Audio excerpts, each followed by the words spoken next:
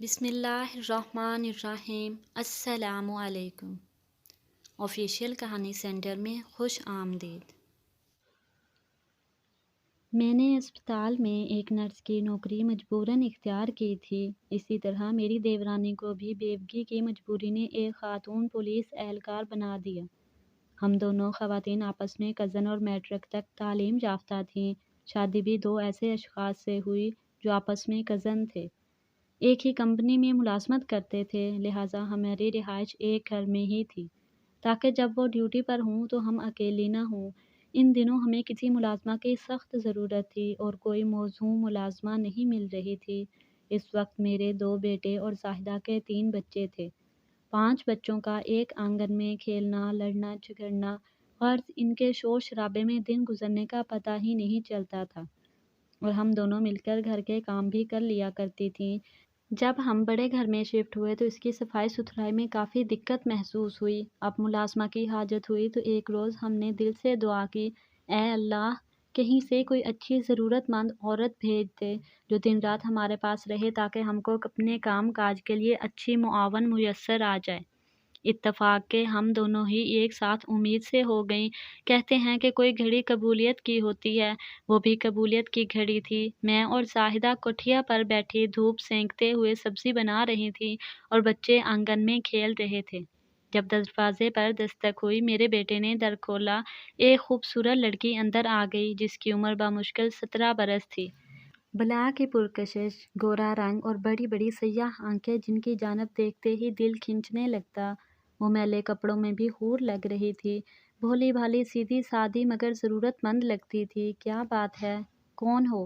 میں نے پوچھا۔ کہنے لگی، میرا نام شہر بانو ہے، ضرورت مند ہوں۔ کیا آپ کو ملازمہ کی ضرورت ہے؟ تو تم تنخواہ کیا لوگی؟ جو آپ دے دیں گے، لیکن مجھے رہنے کا ٹھکانہ بھی چاہیے۔ ہم کو بھی دن رات کے لیے ملازمہ چاہیے تھی۔ تم آئی کہاں سے ہو؟ میرا کوئی ٹھکانہ نہیں ہے۔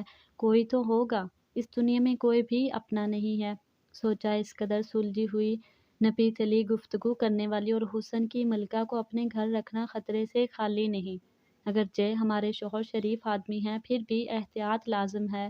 یہ سوچ کر انکار میں جواب دینے ہی والی تھی کہ زاہدہ بولی، اچھی ہے، تندرست ہے، رکھ لینے میں کیا حرج ہے؟ یہ ضرورت مند ہے اور ہمیں بھی ضرورت ہے۔ بہت سوچ بچار میں نہ پڑو، فی الحال رکھ لو، ٹھیک نہ لگی تو بعد میں دیکھی جائے گی۔ یوں ہم نے شہر بانو کو رکھ لیا اور مزید نہ کریدا کہ کہاں سے آئی ہے، کون ہے۔ وہ زمانہ بھی ایسا برا نہیں تھا، بہت کم لوگ بد خصلت ہوتے تھے، عموماً ضرورت مند ہی ملازمت کے لیے آتے تھے۔ زاہدہ کچھ لاپرواہ اور تھوڑی فراخ دل بھی واقع ہوئی تھی، جبکہ میں کچھ محتاط تھی۔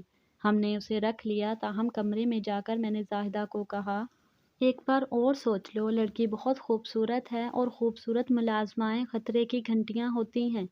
وہ ہنس دی، کہنے لگی، ارے وہمی، کم عمر ہے، خوبصورت تو ہوگی، تو کیا یہ اس کا کوئی جرم ہے؟ کیا خوبصورتی اور کم سنی کوئی خطا ہے کہ اس کو کام پر نہ رکھا جائے؟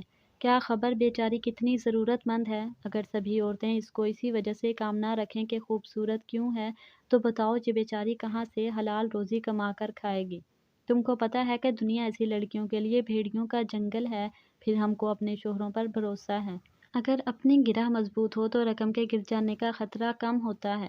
زاہدہ نے ایسی باتیں کہیں تو میں نے بھی سوچا کہ ٹھیک کہتی ہے۔ سارا دن ہم دونوں کو بچے پریشان کرتے ہیں اور گھر اوندھا سیدھا کرتے رہتے ہیں، پھر ہماری اپنی حالت ان دنوں ایسی ہو رہی کہ ہم سے کھانا بھی ٹھیک طرح سے نہیں پکتا۔ کچھ دن دیکھ لیتے ہیں، اگر اچھی ہوگی تو نعمت ہے، ورنہ چھٹی کر دیں گے۔ گھر میں خوشحالی تھی، مگر 5 بچوں نے مل کر گھر کا گھراوا کر رکھا تھا۔ شہر بانو نے آتے ہی گھر اور بچوں کو بخوبی سنبھال لیا۔ وہ خود کو ان پڑھ کہتی تھی، لیکن اس میں سوجھ بوجھ ایک تعلیم یافتہ بلکہ گریجویٹ خاتون جتنی ہی تھی۔ شہر بانو کو ہمارے گھر کام کرتے 6 ماہ گزر گئے، اس نے ہم کو ایک بار بھی شکایت کا موقع نہ دیا اور نہ اپنے کام میں کوئی کوتاہی برتی۔ ایک بار جب زاہدہ بچے کی پیدائش کے موقع پر اپنی والدہ کے گھر گئی ہوئی تھی اور میں گھر میں اکیلی تھی، میں نے عجیب بات نوٹ کی۔ میں صحن میں چارپائی پر لیٹی تھی کہ میری آنکھ لگ گئی۔ ذرا دیر بعد بچوں کی خسر پھسر پر آنکھ کھل گئی۔ کیا دیکھتی ہوں کہ وہ میرے دیور یعنی ارشد بھائی کے کمرے کے پاس بند دروازے سے کان لگائے کھڑے ہیں۔ جیسے اندر کی سرگوشیاں سننے کی کوشش کر رہے ہوں۔ میں اٹھ بیٹھی اور ان کو بلایا، وہ دوڑے میرے پاس آئے۔ میں نے کہا، تم وہاں کھڑے کیا کر رہے ہو؟ کہنے لگے، اندر ابو جی ہیں تو کیا ہوا؟ میں نے زاہدہ کے بڑے لڑکے احسان سے کہا، جس کی عمر ان دنوں 11 برس تھی، تمہارے ابو کا کمرہ ہے، وہ اندر آرام کر رہے ہوں گے۔ اس پر وہ بولا، وہ اکیلے نہیں ہیں اندر، اور بھی کوئی ہے۔ اور کون ہے؟ وہ ہچکچایا۔ تبھی شہر بانو کا پوچھا میں نے، تو میرے بیٹے شجاعت نے جواب دیا کہ شہر بانو آپ ہی تو اندر ہیں۔ اس نے اپنے چچا کے کمرے کی جانب اشارہ کیا تو اس انکشاف پر میں اٹھ بیٹھی۔ اچھا، وہ صفائی کرنے گئی ہوگی، تم جاؤ، جا کر کھیلو۔ بچے اپنے کمرے میں چلے گئے، لیکن مجھے تو جیسے سانپ سونگھ گیا۔ میں کیسے دیور کے بارے میں ایسی ویسی بات زاہدہ سے کر سکتی تھی؟ رشتہ ہی ایسا تھا۔ اگر بہن کو خبردار نہ کرتی تو اس کے ساتھ دشمنی ہوتی، چپ رہتی تو میرا کلیجہ جلتا رہتا۔ کمرے کے اندر کا حال تو خدا کو معلوم، بہتان لگانے سے بھی جی کانپ جاتا تھا۔ خدا جانے خیر کی بات ہو، اسے شر بنا کر پیش کرنا بھی قیامت کو آواز دینے کے مترادف تھا۔ میرا جی گو میں تھا، یہ سوچ کر کہ دیور نے اندر خود کمرہ بند کیا ہے یا شہر بانو کی رضا شامل ہے۔ کچھ غلط سوچتے ہوئے بھی دل کانپ جاتا تھا۔ رات بھر سوچا، اندر اندر اندیشوں کے سانپ ڈستے رہے۔ صبح ایک فیصلے پر پہنچ گئی کہ اس بات کا کسی سے ذکر نہ کروں گی، اپنے شوہر اور نہ زاہدہ سے۔ بس خیر اسی میں ہے کہ زاہدہ کے آنے سے پہلے اس خاتون کو چلتا کر دوں، جس کے بارے میں کچھ معلوم نہیں کہ کہاں سے آئی اور پہلے کہاں ٹھکانہ تھا۔ اگلے روز میں نے شہر بانو کو بلا کر کہا، تم چھٹی کرو، کسی اور گھر جا کر نوکری تلاش کر لو، کیونکہ ہم کو اب تمہاری ضرورت نہیں ہے۔ میرے دیور نے یہ بات سن لی، وہ سامنے اور کہا کہ شہر بانو میری بیوی کی ملازمہ ہے، آپ اس کو نہیں نکال سکتے۔ زاہدہ آ جائے گھر، وہ چاہے گی تو نکال دے گی۔ مجھ سے پہلی بار دیور نے اس طرح دو بدو بات کی تھی، ورنہ وہ میرا لحاظ کرتا تھا۔ ایک ادنی سی نوکرانی کی خاطر جب انہوں نے سخت لہجے میں مجھ کو تنبیہ کر دی تو میں ساکت رہ گئی۔ عزت اسی میں جانی کہ ان کے منہ نہ لگوں، بلکہ زاہدہ کے آنے تک برداشت کر لوں اور خاموش ہو جاؤں۔ ایسا نہ ہو کہ دیور بھائی اپنی بات پر اڑ جائیں اور ملازمہ کے سامنے میری سبکی ہو جائے۔ جیسا ان کے تیور بتا رہے تھے، شوہر سے شکایت کرتی، اول تو وہ مانتے نہ، مان بھی لیتے تو اپنی کزن کے خلاف نہ جاتے۔ 1.25 ماہ کے بعد خدا خدا کر کے زاہدہ گھر آ گئی۔ میں تو سخت کشمکش میں تھی، دیور کا بھی ڈر، اور زاہدہ سے کہوں تو کیسے؟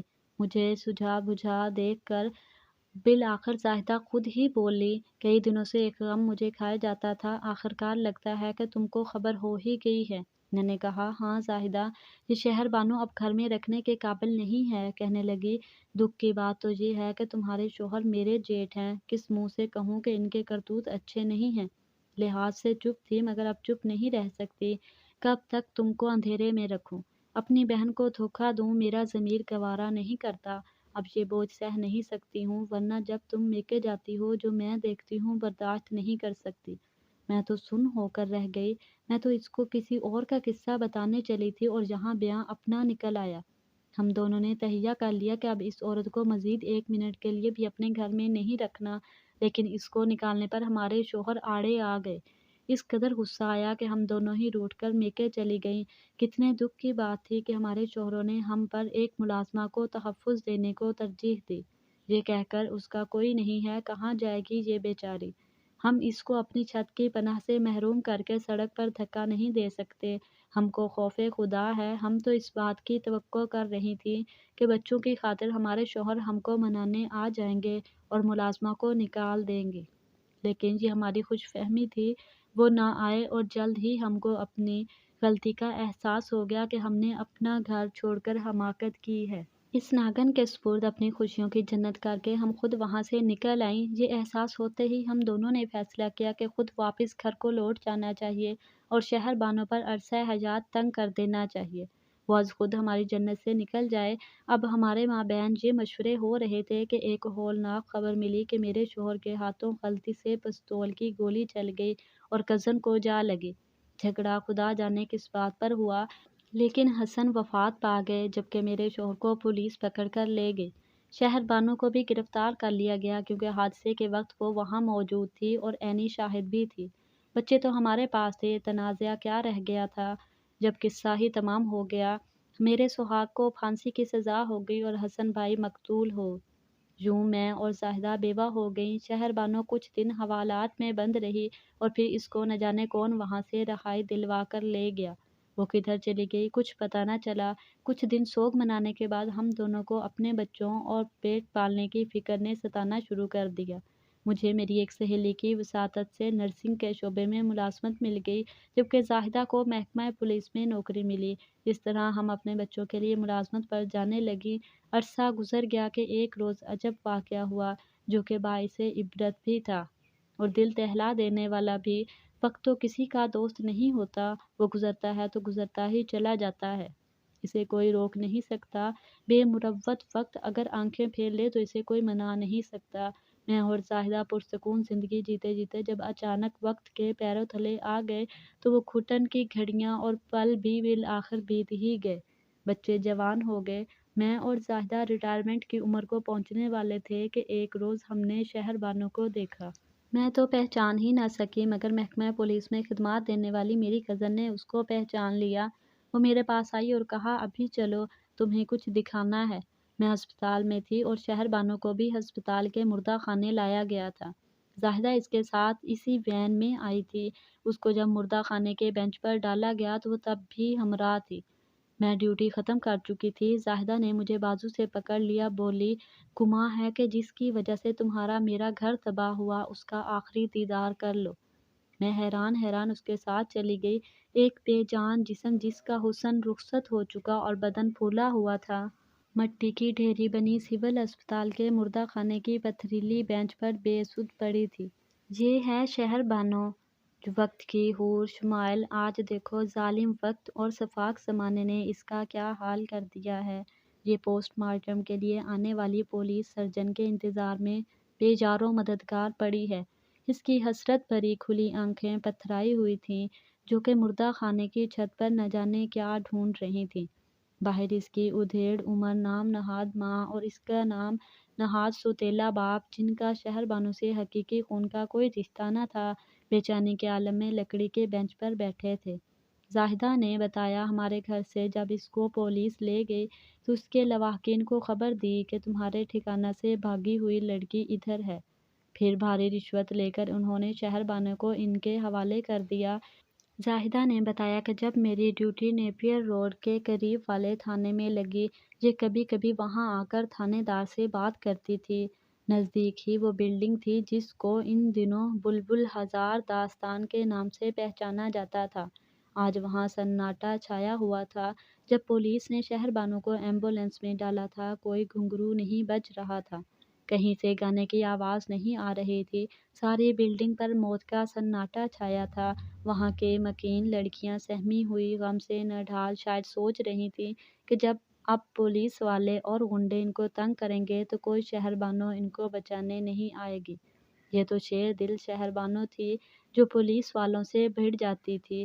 ان اہلکاروں کی شکایت تھانے جا کر بڑے صاحب کو کر دیتی تھی، جو یہاں لڑکیوں کو ہراساں کرنے آ جاتے تھے۔ وہ شہر بانو جو کبھی ڈرپوک اور معصوم ہوا کرتی تھی، گندے ماحول سے نفرت کرتی تھی اور یہاں سے بھاگ گئی تھی، وہ اب ایک پختہ سن کی سخت مزاج عورت تھی، جو اپنے جیسی اغوا کی ہوئی مظلوم لڑکیوں کے ظالموں کے آگے سینہ سپر ہو جاتی تھی۔ ان کو اسی بانو جی کا سہارا تھا۔ وہ اپنا دکھ اس کی جھولی میں ڈال دیتی اور یہ سمیٹ لیتی تھی۔ ایک بار ایک پولیس والے سے بھڑ جانے کی وجہ سے اس کے بازو میں گولی بھی لگ گئی تھی، جو ایک لڑکی کو ہراساں کرتا تھا۔ تھانے میں وہ غنڈی مشہور تھی اور بلڈنگ میں لڑکیاں اس کو شیرنی باجی اور سہارا باجی کہتی تھیں۔ اس پر لڑائی جھگڑا کرنے، فساد کرنے اور چاقو زنی کے مقدمات بھی درج تھے۔ اس نے خودکشی کیوں کی ہے؟ میں نے زاہدہ سے پوچھا۔ جن لوگوں نے اس کو بچپن میں اغوا کیا اور اپنے اڈے پر لائے، ان میں ہی اس کی ایک نام نہاد ماں بھی تھی، جس سے گزشتہ رات اس کا جھگڑا ہو گیا تھا۔ تبھی اس نے نشہ آور گولیوں کی پوری شیشی حلق میں انڈیل لی اور پھر اس کی حالت بگڑ گئی۔ یہ لوگ اس کو ہسپتال میں لائے۔ یہ سر پھری کئی گھنٹے تک موت سے پنجہ آزمائی کرنے کے بعد بالکل ہار کر ساکت ہو گئی۔ زاہدہ نے بتایا، جب وہ رہا ہوئی اپنی بلڈنگ کی ہیروئن بن چکی تھی اور لڑکیوں کے دلوں پر اس کا راج قائم ہو گیا تھا۔ پہلی بار سوخ افراد جب چاہتے جس لڑکی کو چاہتے زبردستی اٹھا کر لے جا سکتے تھے، لیکن اب جب کوئی شخص ایسا ظلم کرنے کی کوشش کرتا، یہ لڑنے مرنے اور جان دینے پر ڈٹ جاتی تھی۔ پولیس والے بھی اس سے کہیں کترانے لگے تھے۔ دراصل وہ اس جگہ کے لائق نہ تھی۔ اس نے اس ماحول کو کبھی قبول نہ کیا۔ 2-3 بار بھاگ کر شریفوں کے گھروں میں ملازمہ ہونے اور محنت سے روزی کمانے کی کوشش بھی کی، اور ہر بار اس کو حسن نے اس کو رسوا کر ڈالا۔ اس کو ہر بار بذریعہ پولیس واپسی اسی جگہ آنا پڑا۔ اسی وجہ سے اسے برے اور اچھے ہر انسان سے نفرت ہو گئی۔ اسے ہر مرد سے شدید نفرت تھی۔ وہ صرف ان لڑکیوں سے محبت کرتی تھی جن کو شریف گھرانوں سے اغوا کر کے یہاں لا کر بٹھایا جاتا تھا۔ وہ ان کے آنسو پونچھتی اور ان کی پاسداری میں جان پر کھیل جاتی۔ اس کے اندر کی نفرت نے اسے یہ قوت عطا کر دی تھی کہ اب کسی سے نہ ڈرتی تھی۔ اس کا آئیڈیل ایک شریف شوہر اور ایک آبرومند زندگی گزارنا تھا، جو اس کے نصیب میں نہ تھا۔